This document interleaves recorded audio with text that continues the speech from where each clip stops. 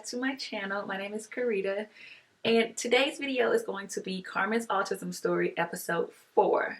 So before we get into the video, I would love for you to consider subscribing down below, also turning on post notifications so that you don't miss any future uploads from me, and give this video a thumbs up if you enjoy it. Before we get into this video, I also wanted to say thank you to everyone who's been watching all the previous episodes and supporting. It really means a lot to me. I see some familiar faces in the comments, and this episode of Carmen's Autism Story, I wanted to briefly touch on the guilt of autism.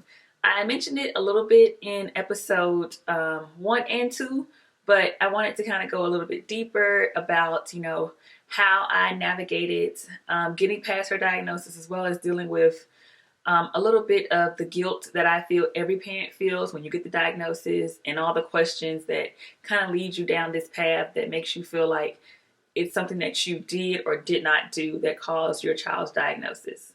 So like I mentioned in the previous video, I do not recommend going down the rabbit hole, but of course I did, and I started to heavily research Carmen's diagnosis once she was diagnosed. And I did that because when you get an ASD diagnosis, you have to fill out a prehistory, and pretty much it's just asking you all about your life as a mom before you conceived your child, when you conceived your child, during your pregnancy, during your labor, during your delivery, and then everything up until the point of wherever your child is. So Carmen was 3, and so I had to fill out paperwork basically just detailing everything from preconception to conception to her birth and her life. And in doing so, I started to really question myself. So when I did my prehistory, I felt really guilty when I turned it in, because I couldn't really answer a lot of the questions, because a lot of the questions were just so broad that I felt like I couldn't necessarily remember or say for sure, what exactly I was eating during my pregnancy, like consistently, because I ate whatever I wanted to eat. And there were questions about like how much water intake in ounces. And I was like, I don't really know how much water I drank, but I'm pretty sure I was hydrated. And so some of the questions just had me feeling a little down, and it left me feeling like, did I cause this? Was there anything that I did when I was pregnant with her that could have caused this? So when I spoke to her doctor about, all the questions and how I felt, she reassured me that it was normal and that it's just standard questions. But I didn't really understand why they wanted to know all these things if in fact they didn't need to know all these things. So she just reassured me that pretty much nothing I did caused her to be autistic, but they asked those questions to kind of navigate what's to come. So like I mentioned in the previous video, after receiving her diagnosis, I was a member of several groups on Facebook that were support groups for parents with autism, specifically several that were just moms, talking about their kids and different things that their kid was doing, not doing, different things that they've tried that have helped their kids, things that their kids struggle with, but that they now can do. So in the beginning, I felt like the groups were very, very helpful. I started to notice that I would be kind of taking in way too much information, and I would be kind of really, really hard on myself. And I felt like the mom guilt was weighing really, really heavy on me, because at some point, can't pinpoint when, but I just felt like overwhelmed that maybe I did do something that caused her to not develop properly. And I felt that way because there were several people in the group who were told that, prenatals or lack of prenatals or improper prenatal vitamins may have caused their child to be the way that they were. But again, all children on the spectrum are different. But at the time, I wasn't really thinking like that. So I was feeling super guilty because, like I said, I had Carmen at 20. So when I found out that I was pregnant with Carmen, I took the prenatals my doctor gave me. And if you've ever had a baby, the doctor gives you these extremely large prenatal vitamins. And basically the better ones are the ones you buy yourself.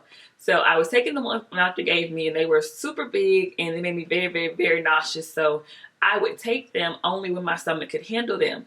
And so pretty much my whole first trimester, I would only take my prenatal when I was feeling so. And looking back, I started to feel guilty. I was like, well, what if I deprived her of the vitamins that she needed in the beginning because I wasn't taking them? And so I really couldn't remember what all my prenatal had in it in the first trimester, and if she was really getting all the vitamins and nutrients that she needed. Because in my second trimester, I switched over to a gummy prenatal because I couldn't take it anymore.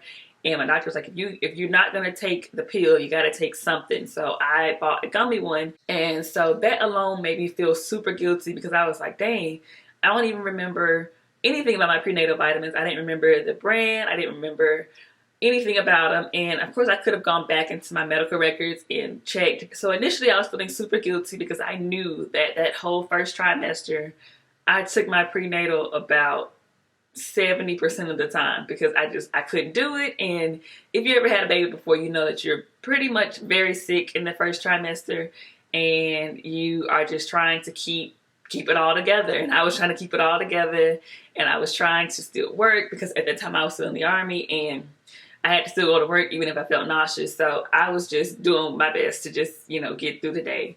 And so upon finding that out, I just felt so guilty that what if it was my fault that I didn't put, you know, a good effort in to give her everything that she needed, because every stage of your pregnancy is super important to the fetus. So I just started to feel guilty that maybe I didn't take my vitamins properly, and that's why something didn't develop properly in her brain. And then I started to question, well, maybe I didn't eat enough vegetables, because I did, towards the end of my pregnancy, I did eat out a lot because I was moving and my husband was gone and it was just me. It was just me and my pregnant belly. So I didn't really feel the need to cook. So I wasn't eating the best towards the end. I also started to see a lot of research linking shots and vaccinations. And that alone is like a whole other video. So once I found that out, I was very, very intrigued, and I was very hypervigilant to ask her pediatrician and to ask one of her doctors if it was true, and they all kind of reassured me that it wasn't, but that there is research ongoing to try to link them to autism. But I don't really know 100% if it will ever be 100% factual, because we live in a world where they make more money off the sick. So I don't know what else to say about that topic, but I started to feel really guilty about her vaccinations because there was just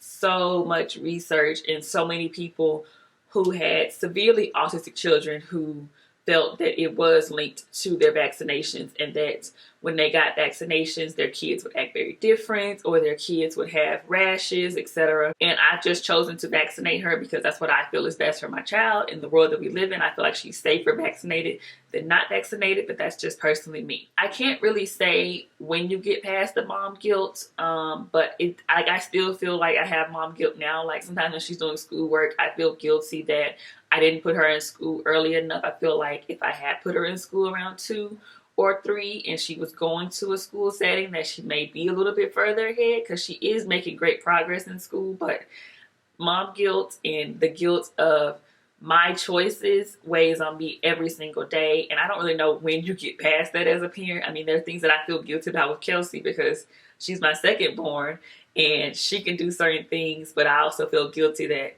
sometimes we can't do certain things with Kelsey because we have Carmen, and it's just really weird sometimes with the mom guilt. But so I hope if you are an autism mom out there that has mom guilt, that you don't beat yourself up too much. You're doing a great job. I personally have come a long way with feeling very guilty about Carmen's diagnosis. It's a day-to-day process. It's a day-to-day struggle of building yourself back up and accepting that you did nothing wrong and that your child is perfect in their own way. And I just hope that this video helps you get through it. Hopefully we can all get to a place in the world where we can stop comparing ourselves, because I know personally I've had to work on that for myself, to not compare myself to others, because I don't want to compare my child to anyone else. So then I also don't want to compare myself to anyone else. I am going to end this video here. Hopefully you enjoyed it.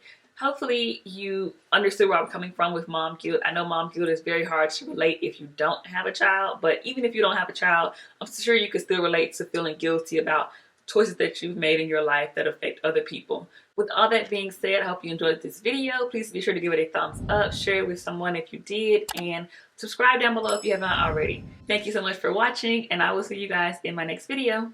Bye!